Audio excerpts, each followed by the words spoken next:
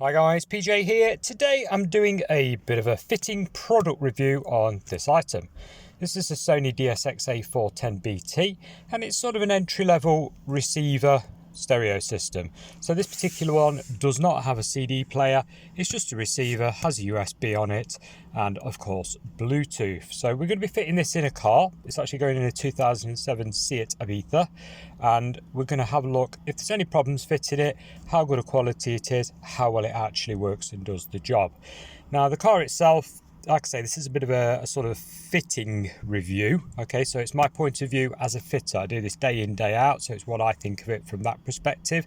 Seeing hundreds of stereos every year might give you an idea, a different angle on it if you like. So the original radio in this is defunct, not working. Now it's either going to be the radio itself or more than likely the fuse. I would highly doubt the wiring has been butchered, but we will take a gander. Let's have a look. See what we've got back here. Sometimes you get a snipped mess, sometimes you don't. No, this radio is still on the original plugs. So these two plugs that I'm pulling out here would have plugged into the manufacturer's spec original radio. Nice and simple. And these will plug into the wiring harness of the new radio. So I'm just going to go ahead, fish out the old microphone here and fish out the surround. Just basically all you have to do with these normally is squeeze them and pull them out to tidy up the dashboard.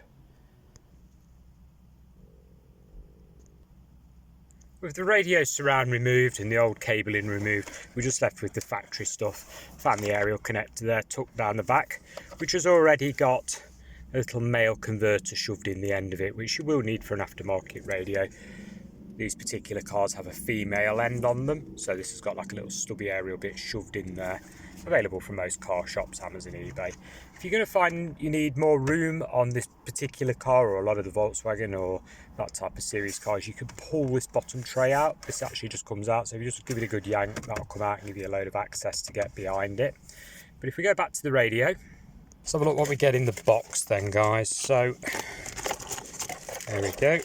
We have a replacement wiring harness, which quite literally plugs into these two, and you can't get them wrong because one pin is offset compared to the other.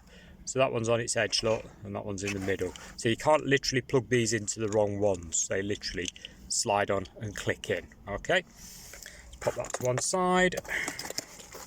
You get a pair of release keys if you want to take the new radio out once it's fitted. To keep those, put those to one side. You get a healthy instruction manual, and by healthy I mean huge. Hold on. So the instruction manual just here, it's in many languages as you can see, so there's not that much to read on it. We'll pop that out of the way. And the radio itself, packaged in some nice bubble wrap. Let's just open that up, have a look what connections we've got on the back and what's what. Just take the cellophane away. There we go. There's the unit. The front does come off as a security feature. Immediately looks nice and convenient there. So what we've got on the back of this. So we've got the connection here for power and speakers, which comes with it. 10 amp fuse there. We have a remote control, I believe that is. Let's have a look. Yeah, steering wheel remote control. So if you're running a remote control interface to run steering wheel controls, you will plug it into here. We got rear out if you want to run amplifiers, etc., and sub out. So it will support rear speakers, amplified, and a sub out as well, which is nice. And obviously your aerial socket on there.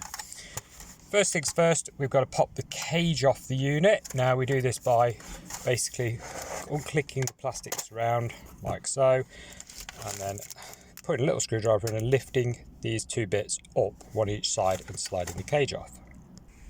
With the new cage slid in place, removed from the radio, we'll just basically bend some tabs back each side so it stays secure. There we go. You can do a couple of top and bottom as well if you want, not strictly needed to be honest with you. And then we'll plug everything in and see if this particular car does have a bit of a wiring issue or a fuse blown, or if just the old radio was dead.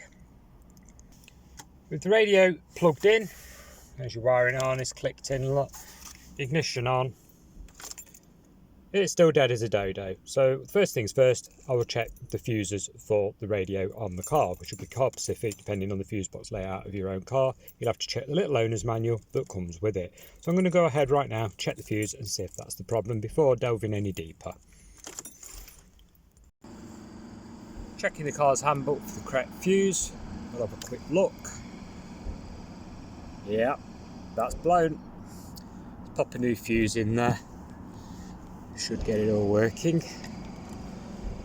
Let's give it a try.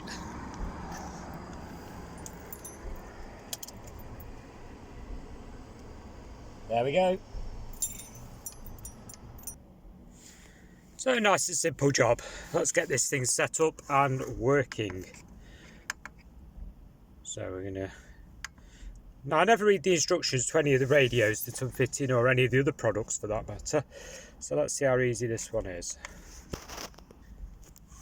So pressing source goes straight onto the tuner. I've had to turn the volume down because if it does end up receiving something and playing a record, YouTube will give me a copyright strike. So no volume, I'm afraid.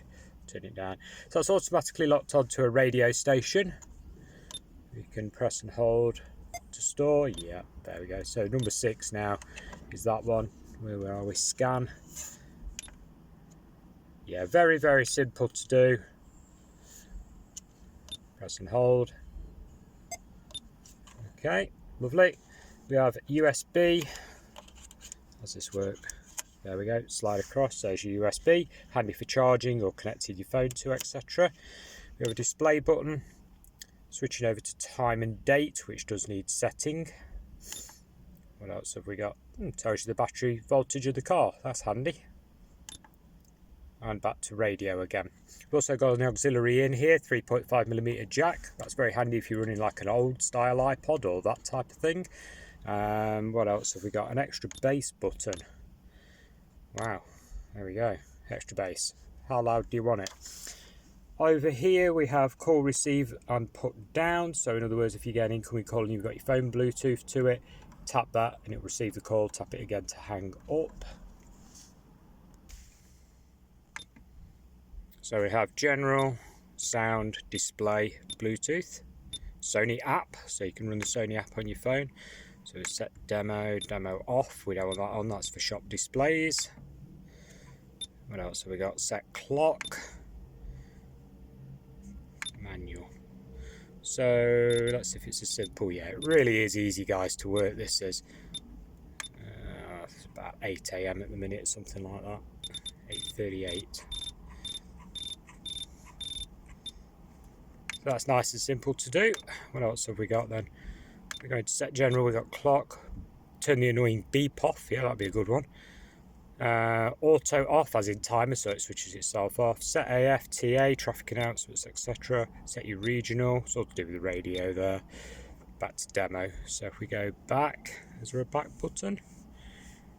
No, doesn't look like it. Let's tap source. Right, so sound, we have EQs. And we got balance, fader, subwoofer, and high frequency high pass filter. That's nice, that's for setting up your speakers if you've got tweeters, etc. Very nice. And what else have we got? Back to display. Set dimmer, brightness, set and sync. Is that it? Yeah, that's it. So overall, really easy to use. I mean, really easy. That's without reading the manual. I mean, the only thing you'd probably have to do is turn Bluetooth on in your phone and search for the device. Now, if you've never changed the 4-digit code on your phone, it's probably 4 zeros or 1, 2, 3, 4 when it asks you for a pairing code, and then that'd pair it directly to this for music streaming or for hands-free, either of which are accessible. If you want music streaming, you've got USB as well, haven't you? And auxiliary, Bluetooth audio, there you go. Tuner. Feels nice and solid like any Sony product should. They're normally decent quality. Got no concerns there. The fitting of it was very straightforward. There's no sharp edges on the cage.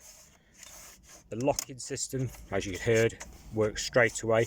Some of the cheaper radios, when you shove them into lock, they don't lock. You end up bending the tabs so they're not popping back out again. But Sony, really high quality products, really impressive. No qualms with that at all. The only minor consideration, because I can't see it on any of these, let's have a quick look. Dimmer, brightness, no. You can't change the colour. So for example, a lot of the Volkswagens, the modern ones, have blue interior lighting for their dashboard, and this is red.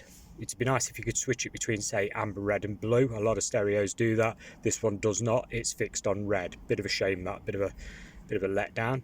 But I don't think other than that I can fault it, to be honest with you. It's a very nice radio. How's the release work? I should check that. Yeah, that's easy enough. There you go. Overall, really good radio, not a problem. Loses a bit of points there for the lack of colour change. CD player now is pretty much redundant in most vehicles. There's a lot of new radios don't even bother with it. I can understand why. It's, you know, an old format sort of thing going out the window. So because of lack of colour, I'm not going to knock it down because of no CD player. That's common. I'm going to give this an 8 out of 10. Good radio, good price. Guys, look into it. Get yourself one of these. Thanks for watching. Bye for now.